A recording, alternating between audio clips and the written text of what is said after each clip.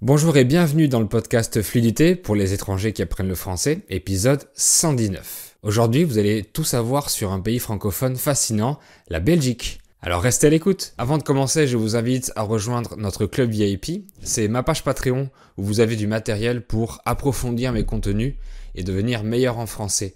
Par exemple, pour chaque contenu que je fais, vous avez des bonus comme la liste du vocabulaire, les transcriptions bilingues, la version audio et un cours de groupe privé où j'explique la grammaire des contenus. Le club VIP, c'est aussi une grande communauté avec plus de 300 membres, 300 apprenants, et on discute ensemble tous les jours sur le groupe Telegram et sur le serveur Discord.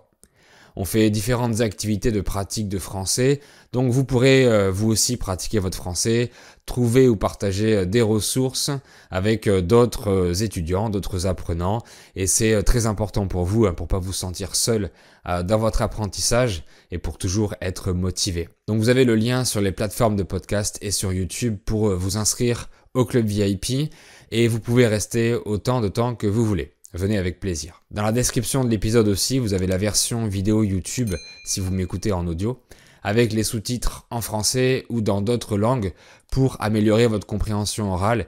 Et vous avez également la transcription gratuite en français dans la description. On se retrouve pour parler de la Belgique, qui est aussi un pays francophone. Vu que j'ai déjà parlé de la francophonie dans le podcast ou sur ma chaîne, et il y a déjà un épisode sur le Québec et un autre sur l'Afrique. La Belgique est comme la petite sœur de la France, donc vous allez découvrir l'histoire du pays en résumé et comment ça se fait qu'une certaine partie des habitants parlent français. Vous découvrirez également sa culture, je vous citerai quelques célébrités belges et vous saurez pourquoi c'est un pays génial. Ce sera un épisode court pour les plus débutants. Mais tout d'abord, on parle un peu de sa géographie. La Belgique est un pays d'Europe de l'Ouest, situé au nord-est de la France. Elle se trouve entre la France, les Pays-Bas, l'Allemagne et le Luxembourg. Donc elle a des frontières avec tous ces pays-là. La Belgique a aussi une côte sur la mer du Nord. C'est un petit pays en termes de taille puisqu'elle mesure environ 200 km du nord au sud et 280 km d'ouest en est. Sa capitale est Bruxelles, qui s'écrit avec un X, et dans ce cas le X est prononcé S, comme dans 6, 10 ou 60 par exemple.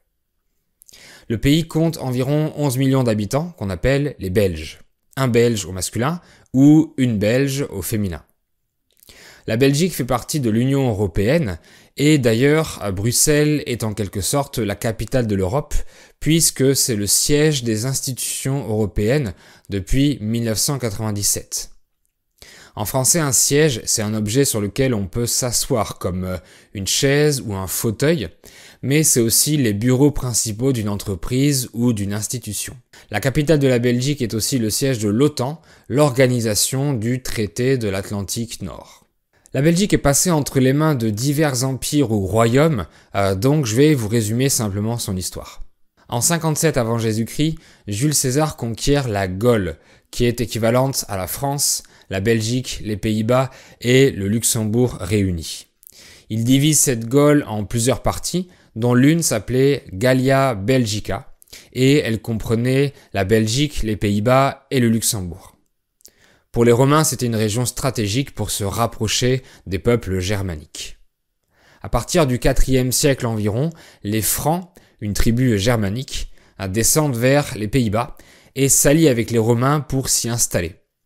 Le territoire passe aux mains des Mérovingiens, dirigés par le fameux Clovis, originaire d'une ville qui s'appelle Tournai, en Belgique actuelle.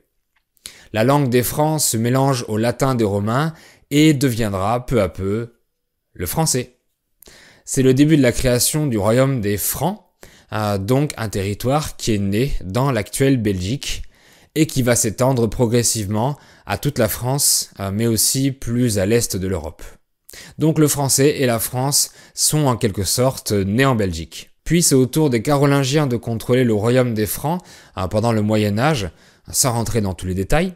Les Pays-Bas, dont la Belgique faisait partie, seront ensuite sous le contrôle de Lothaire, puis des ducs de Bourgogne. C'est ensuite au tour de Charles Quint, né à Gand, aussi en Belgique, de régner sur plusieurs provinces réunies pour former le Saint-Empire romain germanique en 1500. Ces Pays-Bas restent sous la domination espagnole jusqu'en 1713. La Belgique est ensuite séparée des Pays-Bas et termine par être annexée à la France en 1793. En 1815, après la défaite de Napoléon à Waterloo, la Belgique passe rapidement sous la domination néerlandaise dans le Royaume-Uni des Pays-Bas. Et en 1830, les Belges se révoltent contre le gouvernement néerlandais et la Belgique obtient son indépendance définitive cette même année. Léopold Ier devient le premier roi des Belges. Malgré sa taille, le petit pays devient une grande puissance industrielle et coloniale au début du XXe siècle, notamment en prenant le contrôle du Congo, qui s'appellera le Congo belge, pendant un certain temps. En 1900, le pays détient le meilleur PIB de toute l'Europe. La Belgique accueille 4 expositions universelles avant la Première Guerre mondiale et une autre après la Deuxième en 1958. Et c'est pour cette occasion que l'atomium, un des symboles de Bruxelles, a été construit. Et vous le verrez si vous cherchez des images de la capitale. Aujourd'hui, le pays est divisé en 3 régions. La région flamande, aussi appelée la Flandre, et qui parle néerlandais. La région wallonne, appelée communément la Wallonie, où on parle français. Et la région Bruxelles-Capitale, où on parle au minimum français et aussi néerlandais dans certaines de ces communes. Le français est donc parlé par un peu plus de 70% des Belges. Quand je vous disais que le pays était puissant, voici toutes les inventions qui viennent de Belgique. Le saxophone, le chocolat praliné, les patins à roulettes, le tramway électrique, en partie le moteur à combustion, la théorie du Big Bang, la peinture à l'huile, l'atlas. Et pour les frites, le mystère reste entier, donc je voudrais pas créer de polémique entre les Français et les Belges. Mais une chose est sûre, les Belges sont les champions des baraques à frites ou des friteries, qui sont de petits stands ou camions où on sert des frites. Il y en a partout en Belgique, donc l'aliment est un symbole national. Et qui dit Belgique dit bière. La boisson est très présente dans la culture et c'est une fierté nationale puisque le pays en produit d'excellentes. Comme j'ai dit dans l'épisode sur Tintin, les Belges sont parmi les meilleurs en bande dessinée et ils en produisent de très très bonnes. Un autre emblème du pays est le Manneken-Pis, qui est une petite fontaine qui représente un petit garçon qui fait pipi.